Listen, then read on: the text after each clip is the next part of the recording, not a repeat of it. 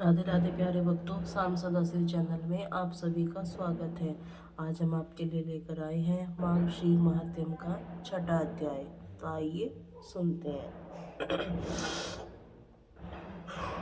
सौराष्ट्र में एक समय भद्र श्रावती भर्ती ज्ञान था। उसकी रानी का नाम सूरत और चंद्रिका था। रानी देखने में सुंदर सुलक्षणा थी, पतिव्रता थी। उस दोनों की 7 पुत्र और उसके बाद एक कन्या का वरदान मिला था। कन्या का नाम उन्होंने श्याम बाला रखा। एक बार महालक्ष्मी जी ने मन में आया कि जाकर उस राजा के महल में रहे, उससे राजा को दोगुनी धन दौलत की प्राप्ति हो जाएगी और वह इस धन दौलत में अपनी प्रजा को भी अधिक सुख दे पाएगा। गरीब के घर अगर लक्ष्मी रहेगी तो वह उसे स्वार्थी की तरह केवल अपने ऊपर खर्च करेगा। यह सोचकर श्री महालक्ष्मी ने एक बूढ़ी औरत का रूप धारण किया। हाथ में लाठी लेकर लाठी के सहारे रानी के द्वार तक पहुंच गई। हालांकि उन्होंने बूढ़ी औरत का रूप धारण किया था, लेकिन फिर भी उनके चेहरे पर देवी का सा तेज विद्यमान था। उन्हें देखते ही एक दासी सामने आई।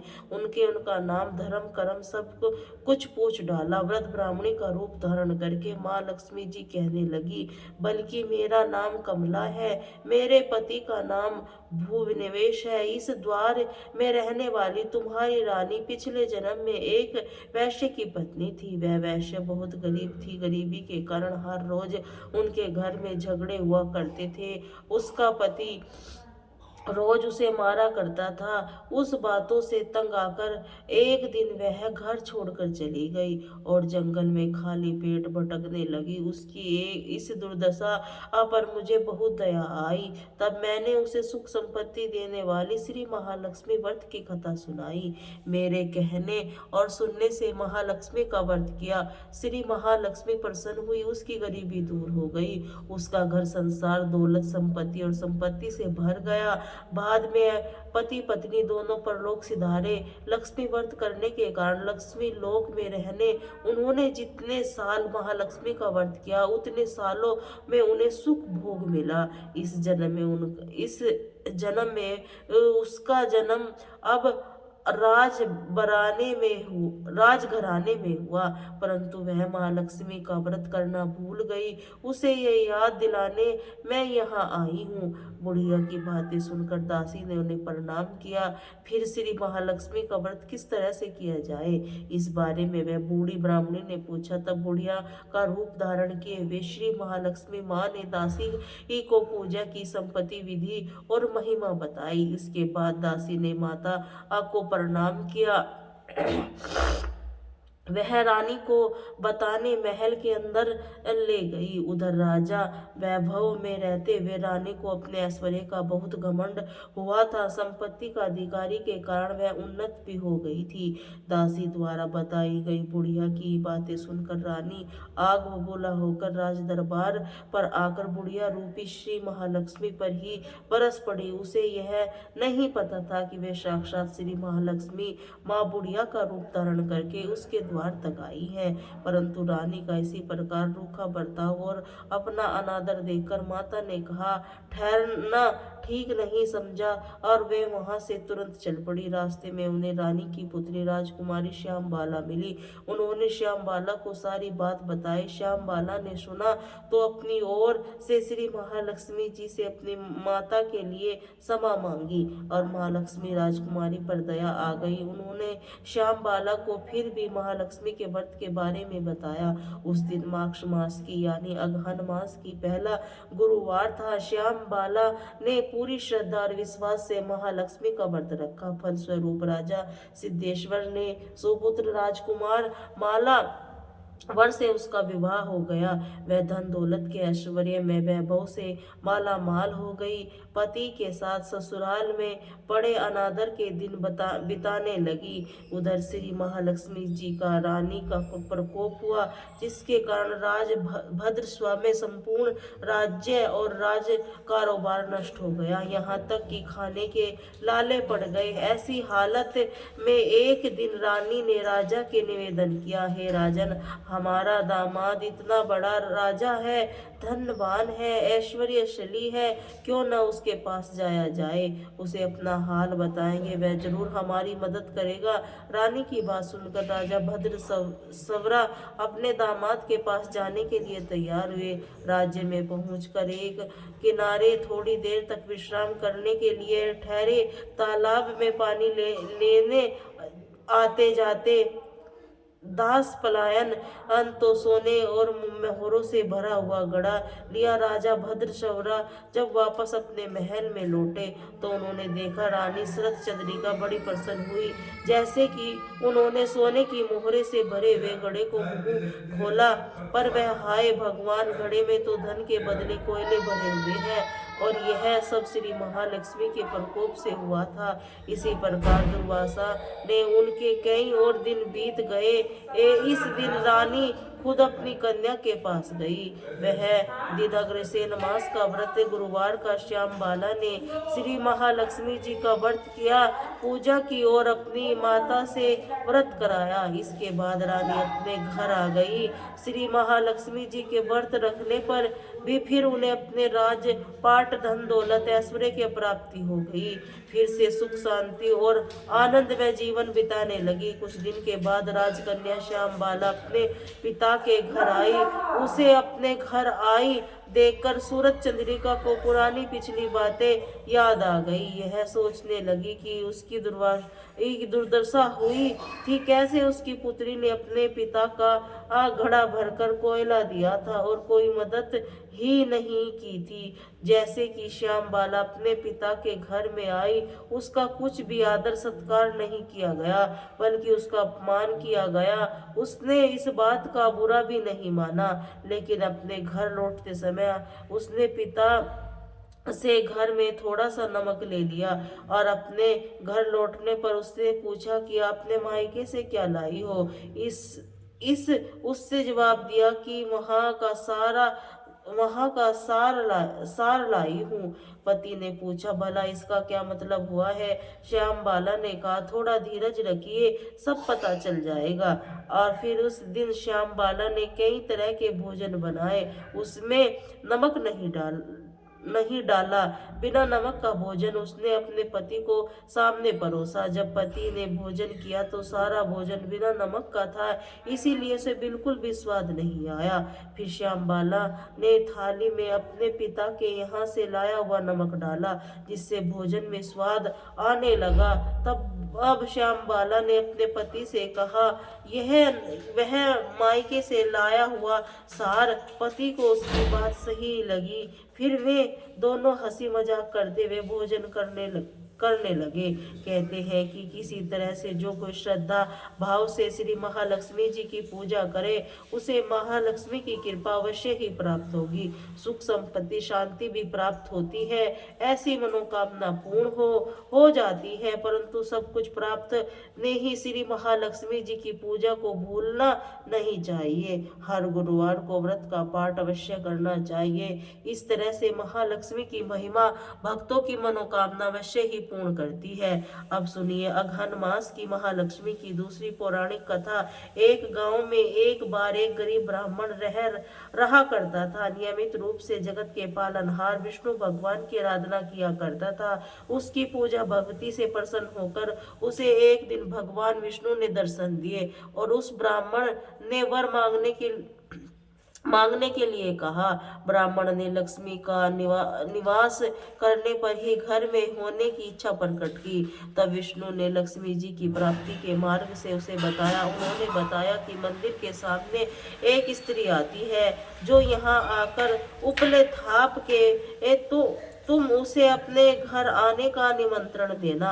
वे देवी लक्ष्मी के साथ विष्णु भगवान ने ब्राह्मण से कहा कि जब धन की देवी लक्ष्मी तुम्हारे घर पधारे, तब तुम्हारा धन धान्य से भर जाएगा। ऐसा कहकर श्री विष्णु के अंतर्ध्यान हो गए। अगले दिन वह ब्राह्मण सुबह ही मंदिर के सामने जाकर बैठ गया। लक्ष्मी जी उपले थाप के लिए आई तो ब्राह्मण ने उसे अपने घर आने का निवेदन किया। ब्राह्मण की बात सुनकर लक्ष्मी जी समझ गई कि यह सब विष्णु जी के कहने पर ही हुआ है। तब लक्ष्मी जी ने ब्राह्मण से कहा, मैं तुम्हारे घर चलूंगी, लेकिन इसे पहले तुम्हें महालक्ष्मी व्रत करना होगा। तुम माघ शेष महीने में गुरुवार को मेरा व्रत और पूजन सच्चे मन से करके व्रत की कथा अवश्य ही पढ़ना सुनना, तब मैं तुम्हारे सारे मनोरथ पूर्ण अवश्य करूंगी। तब ब्राह्मण ने देवी से कहे अनुसार मार्ग में शेष मास के एक गुरुवार का व्रत पूजन किया। देवी को उत्तर दिशा की तरफ मुंह करके पुकारा, जिससे बाद में लक्ष्मी जी ने उस ब्राह्मण के घर में धन धान्य और सुख संपत्ति का भंडार भर दिया। इसी प्रकार माघ मास की गुरुवार का व्रत के प्रभाव से वह ब्राह्मण अंत समय में वैकुंठ लोक को गया। प्रेम से बोलिए लक्ष्मी माता की जब। अब सुनिए मार्च मास के महात्म का छठा अध्याय। इससे पहले अध्याय में आपने सुना था श्री राधा रानी के स्रोत के कवच आदि के बारे में आप जान सुनेंगे। श्री माँ दुर्गा जी के 16 नामों के बारे में, साथ ही दुर्गा जी की उत्पत्ति कैसे हुई, बहुत सारी कथाएं भी आज आप सुनेंगे। देवर्षि नारद से मुनिवर शीना ने कहा, हे ब्राह्मण, मैंने अत्यंत अद्भुत स्वर्ण उद्यापनों को सुन लिया है। अब दुर्गा जी के उद्धम उद्यापन को सुनना चाहता हूँ। वेद की पोथी की शाखा में जो दुर्गा, नारायणी, ईशान, विष्णु, माया, शिवा, सती, नित्य सत्ता, भगवती, ईशानी, ईश्वर, मंगल, अंबिके, वैष्णव, गौरी, पार्वती की सनातनी, यह 16 नाम बताए गए हैं। सबसे पहले कल्याण दे हे वेद बतलाए श्रेष्ठ नारायण। इन 16 नामों का जो उत्तम अर्थ है, सबको अभीष्ट है, उससे पर समस्त देवलोक अर्थ को आप बतलाइए। पहले किसी दुर्गा जी की पूजा की, फिर दूसरी, तीसरी और चौथी किन किन लोगों ने उनका भी जगह पूजन किया। अब श्री नारायण जी कहने लगे, हे देव ऋषि, भगवान विष्णु के वेद में इन 16 नामों का अर्थ किया है। महामुनि, अब देवी का वेदांत उद्यापन भी सुनो। पहल परमात्मा श्री कृष्ण ने सृष्टि के आदि काल में गोलोकवर्ती वृंदावन में राम मंगल की देवी पूजा की थी। दूसरी बार मधु और कैटप ने भी भय प्राप्त होने पर ब्रह्मा जी की पूजा की। तीसरी बार त्रिपुरारी महादेव ने त्रिपुर से प्रेरित होकर देवी का पूजन किया था। चौथी बार पहले दुर्वासा के शाप से राजलक्ष्मी के भ्रष्ट एवं राज देवेंद्र ने भक्ति भाव से सारा देवी भगवती सती की आराधना की थी। तब से मुनेन्द्र श्रेष्ठ देवताओं का श्रेष्ठ महर्षि द्वारा संपूर्ण विश्व से सब और सदा देवी की पूजा होने लगी। हे मुनि, पर्व काल में संपूर्ण देवताओं के तेज पुंज से देवी प्रकट हुई। उसी समय सब देवताओं ने अस्त्र शस्त्र और आभूषण दिए थे। उसी दुर्गा देवी दुर्ग आदि दैत्यों का वध किया था। फिर देवताओं के अभिष्ट वरदान के साथ उसका राज्य वापस लौटाया था। दूसरे कल्प से महात्म राजा सूरत ने भी जो मेद शिष्य थे, सरिता के तट पर मूर्ति से देवी की पूजा की थी। उन्होंने वेदांत 16 उपचार अर्पित करके विधिवत पूजन और ध्यान के बाद कवच धारण किया था। फिर परिहार नामक स्तुति करके अभिष्ट वरदान प्राप्त किया था। इसी तरह अब सरिता के तट पर उसी मर्ग सही मूर्ति के वैष्णव से भी देवी की पूजा करके मोक्ष की प्राप्ति किया था। राजा और वैश्य ने अपनी आंखों से आंसू बहाते हुए दोनों हाथ जोड़कर देवी की स्तुति की। फिर उसी मर्गमयी मती की नदी के किनारे गंभीर जल से विसर्जन कर दिया। वैसी मग्नमयी महिमा को जल के अगम में देखकर राजा ने वैश्य दोनों रो पड़े और फिर वह कहीं और चलकर वैश्य ने देह त्याग करके जन्मांतर से पुष्कर तीर्थ में दुष्कर तपस्या की। दुर्गा देवी के वरदान से वे गोलोक धाम में चले गए। राजा अपने निश्चय काज को लौट गए। वहां सभी ने आदरणीय होकर बलपूर्वक शासन करके उन्होंने 6000 वर्षों तक राज्य का भोग किया। फिर अपनी पत्नी और राज्य का भार अपने पुत्र को सौंपकर वे काल योग से पुष्कर की तपस्या करके दूसरे जन्म में सर्वांग मनु हुए वस्त से मुनि श्रेष्ठ। इस प्रकार मैंने आगम के अनुसार दुर्गों का पाखंड का संक्षेप में वर्णन कर दिया। अब तुम क्या सुनना चाहते हो? देवऋषि नारद के पूछने पर भगवान नारायण ने तारा की कथा कही और चैत्र तयन राजा अधिरथ से राजा सूरत की उत्पत्ति का प्रश्न भी सुनाया। देवऋषि नारद ने प्रश्न का उत्तर देते हुए भगवान नारायण बोले, हे ध्रुव के पुत्र और उत्कल के पुत्र बलवान नंदी शंभु मनु वंश सत्यवादी जितेंद्रिय राजा, उन्होंने 100 श्रोणियों सेना साथ लेकर महामती सूरत के राज्य की चारों ओर से घेर लिया। नारद दोनों पक्षों में पूरे 1 वर्ष तक लगातार युद्ध होता रहा। अंत में चिरंजीवी वैष्णव नरेश नंदी के सूरत पर विजय प्राप्त कर ली। नंदी ने उन्हें राज्य में बाहर कर दिया। इसी तरह भयभीत राजा सूरत रात में अकेले घोड़े पर सवार होकर घने वन में चले गए। वहां भद्रा नदी के तट पर उन्हें एक वैश्य ने भेंट हुई। उन्होंने उन दोनों से परस्पर बंधु भाव की स्थापना की। वे दोनों मित्र हो गए। उन्होंने बड़े प्रेम से कहा, राजा वैश्य के साथ मेघ के आश्रम पर गए। भारत में सत्पुरुषों के लिए जो दुष्कर पुण्य क्षेत्र में उस पुष्कर में जाकर राजा ने उस महा तेजस्वी मुनि का आदर्श किया। मेघ जी अपने शिष्यों को परम दुर्लभ महातत्व का उपदेश दे रहे थे। राजा और वैश्य मस्तक झुकाकर उन मुनि श्रेष्ठ को प्रणाम किया। मुनु ने उन दोनों अतिथियों का आदर किया और उन्हें आशीर्वाद दिया। फिर अलग अलग उन दोनों का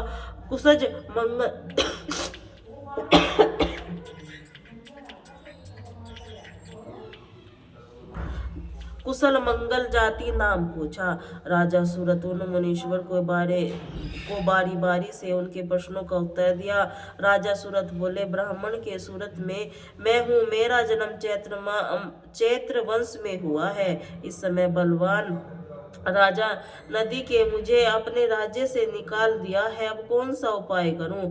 किस प्रकार पुनः अपने राज्य का अपना अधिकारी प्राप्त कर सकूं? मुनिवर आप यह बतलाइए। महाभाग्य, मैं तो आपकी शरण में आया हूँ। यह महदी नामक वैश्य है और यह बड़ा धर्मात्मा, फिर भी देववंश उनकी स्त्री पुत्रों धन के लालच में इसको घर से बाहर निकाल दिया। इसका अपराध तो बस इतना ही है कि यह स्त्री पुत्रों और बंधु बांधव से मना करने पर प्रतिदिन ब्राह्मणों को प्रचुर धन और रतन दान दिया करता था। इसी के क्रोध में जाकर उन लोगों ने इसे घर से निकाल दिया। फिर जब उन लोगों को दुख हुआ तो वे इसे ढूंढते हुए यहाँ आए हैं, परंतु यह पवित्र ज्ञानी और विरक्त वैश्य अब उनके आग्रह करने पर भी घर को नहीं लौटाना चाहता।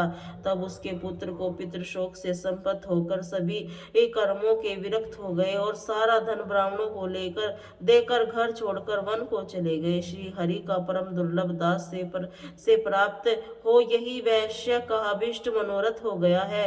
इस निष्काम वैश्य को यह अभिष्ट वस्तु कैसे प्राप्त होगी? हे मुनिवर, आप कृपा विस्तार पूर्वक बताने की कृपा करें। तब श्री मेघ ने कहा, राजन, त्रिगुण परमात्मा श्री कृष्ण की आज्ञा से दुर्ल त्रिगुण मैं और विष्णु माया सभी विश्व की अपनी माया से ढक देती है। यह कृपामयी देवी जिन धर्मात्मा पुरुषों पर कृपा करती है उन्हें दया करने से परम दुर्लभ श्री कृष्ण भक्ति प्रदान करती है। हे राजन, परंतु जिन मायावी पुरुषों पर विष्णु माया दया नहीं करती उन दुर्गतिग्रस्त जीवों की माया द्वारा ही मोह जाल में बांध देती है। राजन, मैं परचेता का पुत्र ब्रह्मा जी का पौत्र हूँ। भगवान शंकर के ज्ञान प्राप्त करने पर वह परमात्मा श्री कृष्ण का भजन करता हूँ। महाराज, नंदी के तट पर जाओ, सनातनी दुर्गा का भजन करो। तुम्हारे मन में राज्य की कामना है, इसीलिए देवी तुम्हें अवतरण बुद्धि प्रदान करेगी और इस निष्काम वैष्णव को ही कमाई वैष्णव से विशुद्ध विकृता बुद्धि देगी। ऐसा कहकर कृपा निधान मुनिवर मेद सुन दोनों की दुर्गा जी का पूजन विधि श्रोत कवच और मंत्र का उपदेश दिया। वैश्य ने उस कृपा मई देवी की आराधना करके मोक्ष प्राप्त किया और राजा फिर अपनी अभिष्ट राज्य मनुपद को मनवांछित परम ऐश्वर्य प्राप्त हो गया। इसी प्रकार मैंने सुगध सारा भूत और मोक्षदायक परम उत्तम दुर्गा जी की उपाध्याय पूर्ण से सुना दिया है देव ऋषि। अब तुम और क्या सुनना चाहते हो? देव ऋषि नारद ने पूछा। भगवान जो सर्वोत्तम मूढ़ों में के लिए ज्ञान वृद्धि कराने वाला अमृत का उत्तर सागर है, उसे मैं सुन लिया। अब मैं गणेश खंड जी को, मनुष्य को संपूर्ण मंगलों का मंगल स्वरूप गणेश जी के जन्म और वृतांत से परिपूर्ण हूँ, उसे सुनना चाहता हूँ। जगदीश्वर भला पार्वती जी के उदर से सुन, श्री गणेश जी की उत्पत्ति कैसे हुई, किस प्रकार पार्वती देवी ने ऐसे पुत्र को प्राप्त किया, गणेश जी ने किस देवता के अंश से उत्पन्न हुए और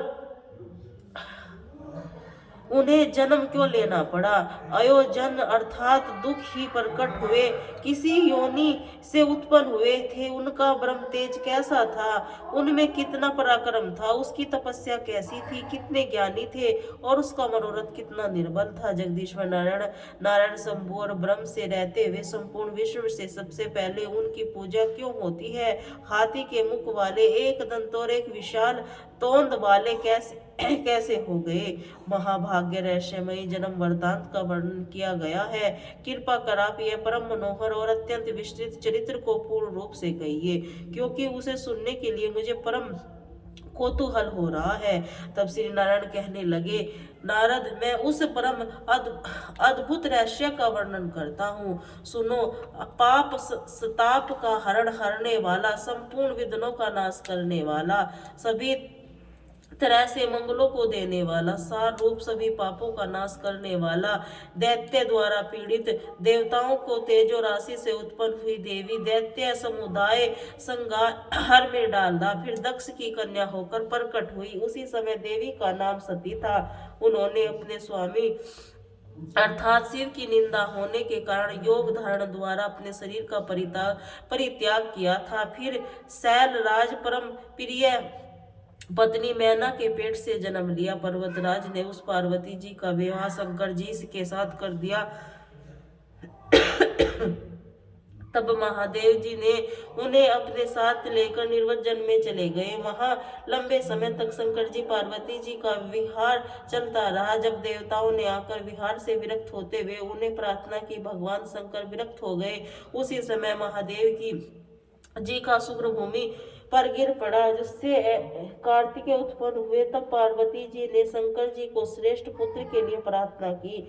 तब महादेव जी ने कहा, पार्वती ने ऐसा उपाय बताता हूँ, सुनो। उस उपाय से तुम्हारा परम कल्याण होगा, क्योंकि त्रिलोक में उपाय करने से ही कार्य की सिद्धि होती है। जिससे उपाय का वर्णन करूंगा वह संपूर्ण अभिष्ट सिद्धि का बीज, परम मंगलदायक और मन को हर्ष प्रदान करने वाला। देवी, तुम ही हरि की आराधना करके व्रत आरंभ करो। 1 वर्ष तक तुम्हारे इस व्रत का पालन करना होगा। इस व्रत का नाम पुण्य केन, महाकठोर बीज, कल्प के तरु समान, अभीष्ट सिद्ध करने वाला, उत्कृष्ट सुखदायक, पुण्यदायक, सार संपूर्ण समस्त संपत्तियों को देने वाला है। जैसे नदियों की में गंगा, देवताओं में हरि, वैष्णव शिव देवी ने तुम वर्णों में ब्रह्म, तीर्थों में पुष्कर, पुरुषों में पारिजात, पर्वतों में तुलसीदल, पुण्य प्रदान, महा एकादशी तिथि के वारों में पुण्य, रविवार वासों में मार्गशीर्ष, ऋतुओं में वसंत ऋतु, पर्वों में सत्वर, युगों में कर्त युग पूजनीय है। विद्या पढ़ाने वाले गुरुजनों में माता, धनों में रत्नों, प्रियजनों में पति, बंधुजनों में पुत्र, वृक्षों में कल्प तरु, फलों का हाम का फल, वृक्षों में भार, धनों में दुरंदावन, स्त्रियों में सतरूपा, पुरों में एकासी, तेजस्वनी, सुखदाताओं में चंद्रमा रूपवान, कामदेव, शास्त्रों में विद्धि, शांति, कपिल मुनि, वानरों में हनुमान, श्रेष्ठों में ब्राह्मण का मुख, यक्ष प्रदान करने वालों, विद्या और मनोहर कविता व्याप्त वस्तु और आकाश, शरीर अंगों में नेत्र, विभुजी, हर कथा से हरि का ध्यान, स्पष्ट पुत्र, स्पर्श, सिंह के गुण, दुष्ट पापों को झूठ बोलना, तपस्विनी पवित्र करने वाले, शुद्ध जल पदार्थों की अग्नि, तेजस वस्तुओं में संपूर्ण, मीठे पदार्थों में पै, भाषण, पक्षियों में गरुड़, हाथियों में देवराज, इंद्र का वाहन, ऐरावत, योगिन का कुमार अर्थात संत कुमार आदि देव ऋषि ही हैं। नारद, गंधर्व, चित्र, बुद्धिमान, बृहस्पति, श्रेष्ठ कवियों में शुक्राचार्य, काव्यों में पुराण, सातों में समुद्र, समाशील में पृथ्वी, लाभों में मुक्ति, संपत्तियों में श्री हरि भक्ति, विद्यमान वर्णों में आकार मंत्र है। विष्णु मंत्र बीजों में प्रकृति, विधान वाणी छंदों में गायत्री, छल चंद्र यक्ष है, कुबेर सर्पों में वायु, नाग पर्वतों में तुम्हारे पिता हिवा, गो में सुरभि, वेदों में साम, वेग रूप में कुश, भुज सपदरों में लक्ष्मी, शीघ्र गणेवर अर्थात सबसे तेज चलने वाली, मन अक्षरों में आकाश, हित स्थितियों में पिता, यक्षों में शालिग्राम, शिला पुष्टियों में विष्णु, बंजर चौपाइयों में सिंह, जीवधारियों में मनुष्य, इंद्रियों के मन रोगों मनांद्री, अतिथि पुत्रों में इन दैत्यों में बलि, सदवों में प्रहलाद, दाहिने दरीज अक्षरों में ब्राह्मण, चक्रों में सुदर्शन चक्र, मनुष्यों में राजा रामचंद्र और धनु धार होकर लक्ष्मण जी श्रेष्ठ है। जैसे ही एक कृष्ण सर्वाधिक सबसे बीज स्वरूप कुछ देने वाले सभी वस्तुओं के सार रूप है, उसी प्रकार यह पुण्य व्रत संपूर्ण व्रतों में श्रेष्ठ, इसीलिए महाभारत तुम इसी महाभाग्य तुम इस व्रत का अनुष्ठान करो। तीनों लोकों में अत्यंत दुर्लभ इस व्रत का पालन से तुम्हें संपूर्ण वस्तुओं का सार रूप पुत्र प्राप्त होगा। व्रत के तुम सब प्राणियों में मनोरथ सिद्ध करने वाली कृष्ण की आराधना की जाती है। इसके सेवन से दर्शन के मनुष्य करोड़ों पितरों के साथ मुक्त हो जाता है। जो मनुष्य विष्णु मंत्र ग्रहण करके हरि की सेवा करता है, भारतवर्ष में अपने जन धारण को सफल कर देता है, अपने पूर्वजों का उद्धार करके निश्चय ही वैकुंठ लोक में जाता है और कृष्ण का पारदास होकर सुख पूर्वक आनंद का उपभोग करता है। वह भक्त अपने भाई बंधु बांधव व्रत सगी साथी अपनी पत्नी का उद्धार करके श्री हरि के परम पद को प्राप्त हो जाता है। इसीलिए हे गिरजे तुम इस परम दुर्लभ विष्णु मंत्र को ग्रहण करो और उस वर्त काल में इसी मंत्र का जाप करो, क्योंकि यह पितरों की मुक्ति का कारण। ऐसा कहकर भगवान शंकर गिरिजा के साथ तुरंत ही गंगा तट पर गए। उन्होंने प्रसन्नता पूर्वक कवच स्रोत सहित मनोहर विष्णु मंत्र पार्वती जी को सुनाया। फिर उन्होंने पार्वती जी से पूजा की विधि नियमों का वर्णन किया। कृष्ण आज के अध्याय में बस इतना ही, आगे कथा आप सभी आने वाले अध्याय में सुनिए। अब सुनिए श्री कृष्ण चालीसा पाठ। बंसी शोभित करूं मिल नजल जलंतन श्याम अरुग अथुर तक बिनु फल नयन कमल अभिराम पूर्ण इंद्र अरविंद सुख पीताम्बर शुभ साज जय मनोहर छल छवि कृष्ण चंद्र महाराज यदुनंदन जगवंदन वसुदेव देव की नंदन यशोदा सुत नंद दुलारे प्रभु भक्तन के तारे जय नट नागर नाग सैया कृष्ण कन्हैया धैनु चरैया पुनि नक पर प्रभु गिरवर धारो आओ दनन कष्ट निवारो वंशी मधुर अगत तरित होवी पूर्ण मनोरथ अर मेरो आगो हरि पुन माखन काचो आज लग भारत की राखो गोप कुपोल तिरपुक अरु के मर्दू मुस्कान मोहिनी दार जंजित राजीव नयन किशोरी मोर मुकुट में जय माला कुंडल स्वर्ण पीत अटे कटी किंग छन छाल नील कजनुल सुंदर तन सोवे छवि लखी सुरपन अनिमत मोहे मस्तक तिलक अंगल गुंगरा लोकर्षण वासुरी वाले कई पैपान पुत सरी पर अका पका काला कागासुर मयो मधुवंजल अग्नि ज्वाला शीतल नखी हरितन लाला सुरपति तब ब्रज चढ़ियो रिसाई मसुर धार वंशी वरलाई जगत लज ब्रज ने बहायो गोवर्धन नख धारी बचायो लखी ने सुदामन भरम अकीरा मुख जय चोंद भवन दिखलाई दुष्ट कंस सती उदम मचायो कोटि कमल जब मूल फूल मंगायो नाथी काल में जब तुम लीलो चरण दीन्य निर्भय कीन करी गोपत संगनाथ विशाला कृपा पूर्ण करी अभिलाषा केत की असुर संग राहे कंस की केस पकड़ के मार्यो माता पिता की बदी